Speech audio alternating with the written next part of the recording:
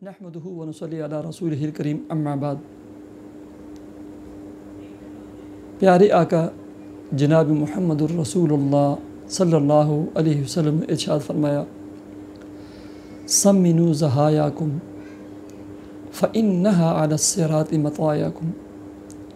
अपने कुर्बानी के जानवरों को खूब खिलाओ और पिलाओ, मोटा और तरोताज़ा बनाओ। क्यों? फ़इन्नहा अला सिराति मतायाकुम, ये कुर्बानी के जानवर पुल सिरात पर तुम्हारे लिए सवारियाँ होंगी। दुनिया में हमने देखा है, मशीरों और वज़ीरों को देखा है, पीरों को देखा है, बड़े बड़े उलमा को देखा है कि जब वो आते हैं, कहीं जाते हैं, जब वो अपनी मंज़िल मक़सूद तक पहुँचते हैं तो वहाँ एक जम्मे गफ़ीर उनके इस्तकबाल के लिए गाड़ियाँ, मोटरसाइकिल, मुख्तलिफ़ किस्म की सवारी लेकर खड़े होते हैं और उनका इस्तकबाल करते हैं। बिल्कुल ऐसे ही हम ज़िंदगी में जितनी भी कुर्बानियाँ करेंगे,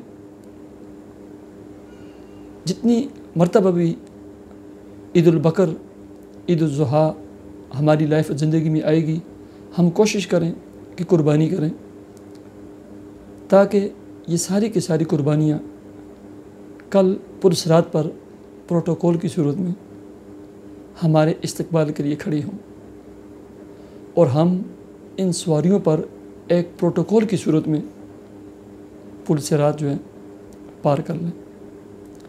प्यारे सामीन व नाज़रीन, कुर्बानी के जानवरों के साथ मोहब्बत का इजहार कीजिए, उनको खूब खिलाएं और पिलाएं, उनसे मोहब्बत करें, उनको अपने करीब करें, उनके जिस्मों के ऊपर अपने हाथ फेरें। फ़इन्नहा अला सिराति मतायाकुम, क्योंकि ये कुर्बानी के जानवर पुल सिरात पर तुम्हारे लिए सवारियाँ होंगी।